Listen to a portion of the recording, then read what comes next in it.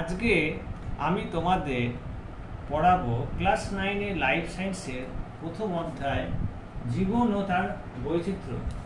জীবন ও তার বৈচিত্র্য সম্পর্কে আমাদের জানতে গেলে প্রথমেই জানতে হবে জীবন কি। জীবন বলতে আমরা কি বুঝি? আমরা জীবন বিজ্ঞান পড়ছি, আমরা জীবন সম্পর্কে জানতেই হবে। আর জীবন না জানতে পারলে তো জীবন বিজ্ঞান পড়াটাই বৃথা হয়ে যাবে, তাই না? তাই জীবন কাকে বলে সেটা আগে আমরা জানব।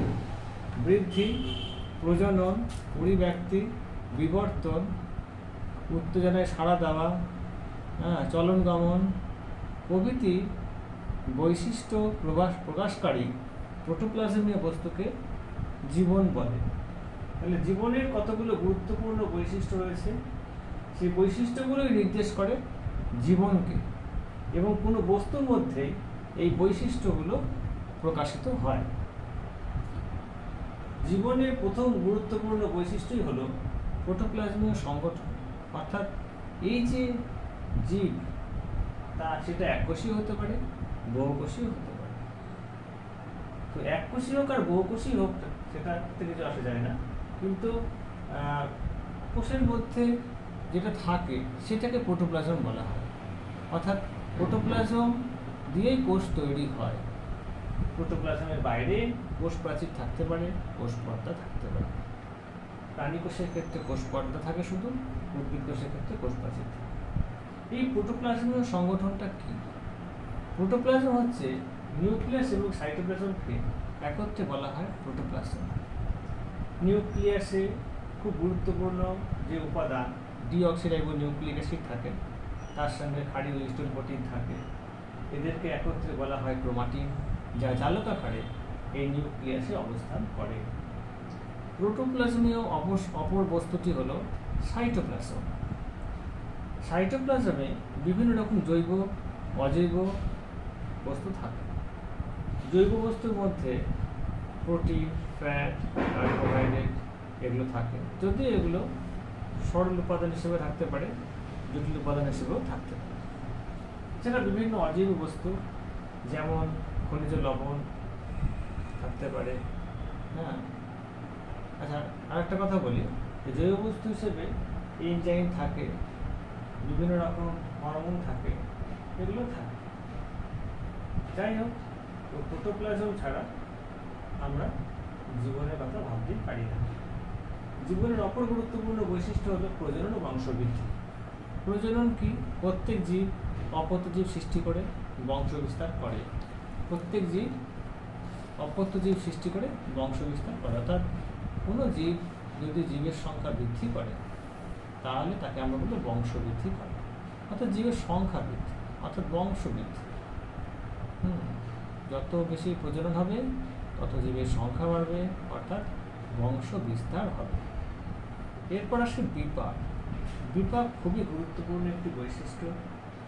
এই বিপাক মানে হচ্ছে কোষের মধ্যে যে সকল গঠনমূলক এবং ভাঙনমূলক রাসায়নিক বিক্রিয়া অনবরত ঘটেই চলেছে, সেই তাদেরকে একত্রে আমরা বলি বিপাক। যদি গঠনমূলক বিপাক হয় তাকে বলি উপচিত বিপাক, ভাঙনমূলক বিপাক হলে তাকে আমরা বলি অপচিত বিপাক। এবার উপচিত বিপাকটা কি?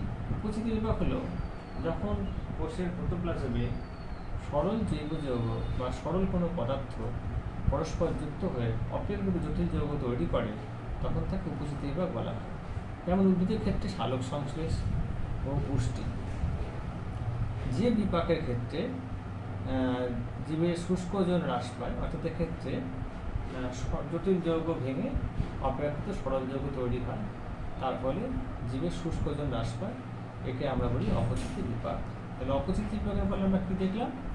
যে জটিল কোনো যৌগ ভেঙে অপেক্ষাকৃত সরল যৌগ তৈরি করে।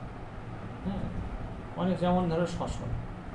শ্বসনে জটিল জৈব যৌগগুলো ভাঙে এবং সরল পদার্থে পরিণত হয়। এরপরে আমরা আসছি উদ্দীপনায় বৃদ্ধি। বৃদ্ধি হচ্ছে জীবের শুষ্ক ওজন যদি বেড়ে যায় ক্রমশ, তাকে বৃদ্ধি বলা হয়। খাদ্য গ্রহণ ও খাদ্যের আত্তীকরণের মাধ্যমে প্রোটোপ্লাজম সংশ্লেষিত হয়, ফলে জীবদেহে শুষ্ক ওজন বৃদ্ধি পায়। প্রোটোপ্লাজম সংশ্লেষিত হয়ে জীবের আকার আয়তন শুষ্ক ওজন বেড়ে যাওয়াকে বৃদ্ধি বলে। এরপর আমরা আসছি চলন নির্মাণে।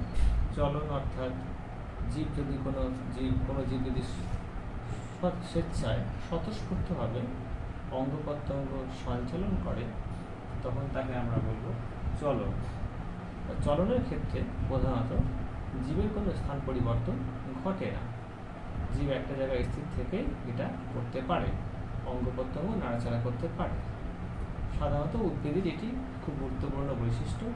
উদ্ভিদ যেহেতু এক স্থান থেকে আরেক স্থানে যেতে পারে না, অর্থাৎ কেবলমাত্র তাদের অঙ্গ প্রত্যঙ্গ নাড়াচাড়া করা বা বৃদ্ধি করা, এইগুলোই তাদের চলনের উদাহরণ। এগুলো তাদের চলন নির্দেশ করে। একটা গাছের কাণ্ড বৃদ্ধি পাচ্ছে, হ্যাঁ, সূর্যালোকের দিকে, মূল মাটির মধ্যে বৃদ্ধি পাচ্ছে, এই যে এইটাকেই আমরা চলন বলি, ঠিক আছে। আর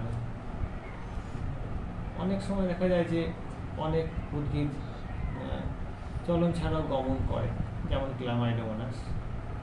আর বেশিরভাগ উদ্ভিদেরই বৈশিষ্ট্য হচ্ছে চলন। আর কিছু কিছু প্রাণী আছে যাদের চলন হয়, গমন হয় না। যেমন এটা আমাদের জেনে রাখার দরকার যে আমরা তো বেশিরভাগ প্রাণীরই গমন হয় কিন্তু চলন হয় না, চলন হয়। তো যেমন স্পঞ্জ নামক যে প্রাণীটা আছে তার চলন হয় কিন্তু গমন হয়। এটা খুবই একটা ব্যতিক্রম প্রাণী, যে প্রাণী হওয়া সত্ত্বেও তার গমন হচ্ছে না, অথচ চলন হচ্ছে। গমন কাকে বলে? যখন কোনো জীব স্বেচ্ছায় বা স্বতঃস্ফূর্তভাবে অঙ্গ প্রত্যঙ্গ সঞ্চালনের মাধ্যমে এক স্থান থেকে আরেক স্থানে গমন করে, অর্থাৎ সামগ্রিকভাবে স্থান পরিবর্তন করে, তখন তাকে আমরা গমন বলি। গমন প্রধানত প্রাণীর বৈশিষ্ট্য, অর্থাৎ প্রাণীর চলনের মাধ্যমে গমন সম্পন্ন করে। অনেক উদ্ভিদও আছে, যেমন আগেও বলেছি যে ক্লামাইডোমোনাস গমন করতে পারে, কিন্তু বেশিরভাগ প্রাণী গমনে সক্ষম।